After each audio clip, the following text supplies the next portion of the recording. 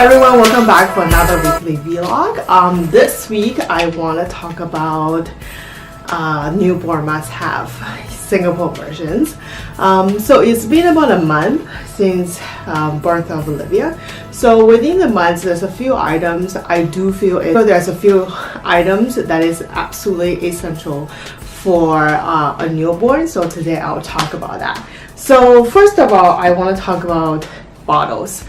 I know there are so many choices out there. We don't know what will be the most suitable bottles. So many choices of bottle out there. So for my personal opinions, initially I started with Evans bottles.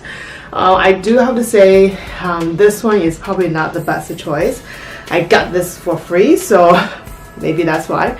The tit of the flow is really fast. So sometimes when you have infant drinking from the bottles, it might choke on it and cough and create a lot of gas and colicky with it. So I would not recommend that. So, but instead, I got the Dr. Brown anti-colicky, anti-spit up bottle instead. So it's really interesting how it works. Is it has this little tubing thing right here. You actually get rid of the gas from the tit all the way to the bottle. So that kind of reduce the chances of, you know, a spit up, gas and whatnot. So I will highly recommend this one rather than this. Obviously this is a lot cheaper, but if you are bottle feeding your infants, I think this is probably gonna be a much better choice for that. Okay, and another thing I highly recommend is the nose Frida.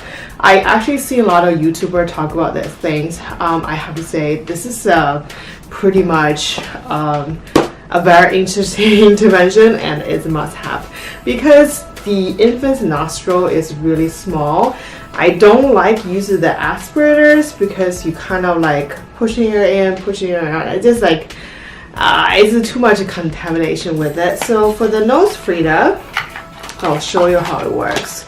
It's actually like this end goes to the baby's nostril. So I mean, it sounds like nasty. It might look a little bit strange. So you basically suck on this end, you know, put the other end into the infant's nostril, and you just try suck out the booger with it. It works really well, and I have to say create a minimum discomfort with the infant. So I will highly recommend this, the nose spray. Okay. And also I want to talk about wipes. I've been using quite a few brand of wipes, but I also heard a lot of YouTubers talk about the water wipes. This is 100% chemical free, and it's 99% water. So the reason I recommend this is every time I change the diapers, if she make a lot of poos and pee, I kind of needed to have an additional step of using water and cloths to clean. I just think it's a little bit troublesome because it's an additional step in your whole, you know, diaper changing process. So instead of doing that, I started using this instead. So it really saves you a lot of times if you really want to keep it clean. And it doesn't really have any scent or anything, so nothing weird coming out of it. So I would highly recommend, if you're thinking about wipes, go with this wipes rather than Johnson & Johnson or other brand, because I feel like there's a lot of soapy stuff inside. I'm not really sure. If you are breastfeeding, I am kind of doing supplementations with breastfeeding and formula milk. I'm doing mix, so that means breastfeeding with supplementations. So if you are breastfeeding, I think this is something I found out is being quite useful. It's called a nipple shield. Okay, because you've been using that for quite a while. So the nipple shield, how it does is if you have been breastfeeding quite frequently, sometimes you nipple get cracked and a lot of soreness around it. You can actually start using the nipple shields, which will help you to kind of creating that little bit barrier between the the baby's mouth and the nipple. So if you are, you know, breastfeeding quite frequently, experiencing discomfort during the whole process, you can see. But this is not, the nipple shield is not permanent solutions.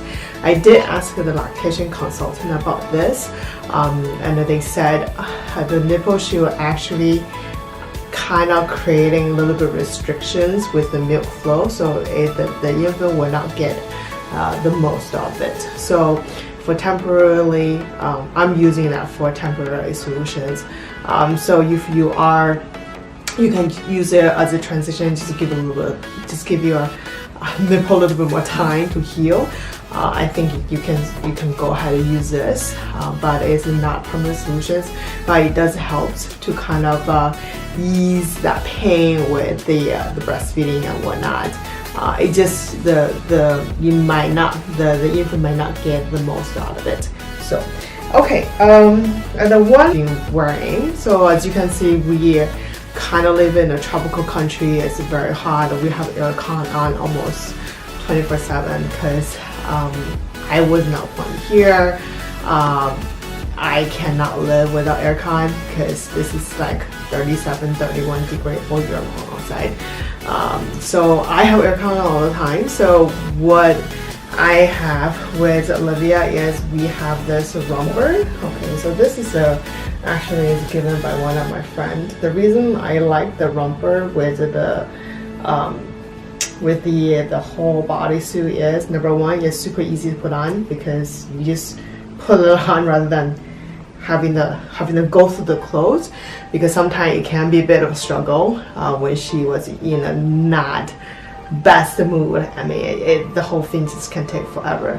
So this one, you don't have to go through that. So you can just kind of like, you just put the baby in the middle, and then you just kind of like use the bottom and snap buttons, and it will be fixed. And then another thing I want you to know is it has this little hand cover things.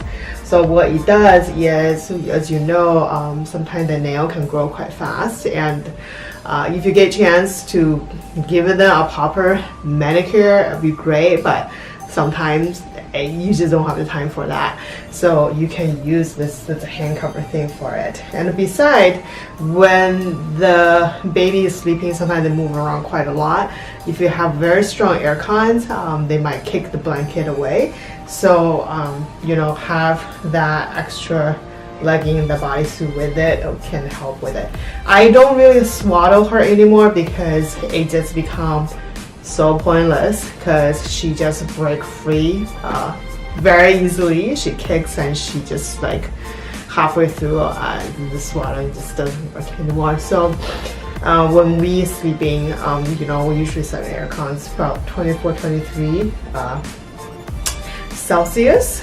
So with these, and the cover will be enough. And I personally believe to set temperature a little bit cooler is a little better, because number one, you get rid of all the bugs. If you live in tropical country, you know there's a lot of disease carried on by flies, such as dengue, which can be very deadly for infants and elderly. So if you actually are creating a slightly cooler temperature in your apartment, your home, you're actually creating a very pleasant environment for those bugs. So you know, you will not have like mosquito bites and whatnot.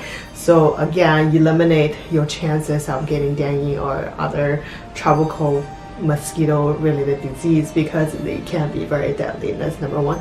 Number two is, I grew up in the very cold, I grew up in a much colder climates, and I realized, you know, having that little colder temperature really helped me to sleep quite well. So you know, like, because you're, I guess, the cooler room, I just make you very sleepy.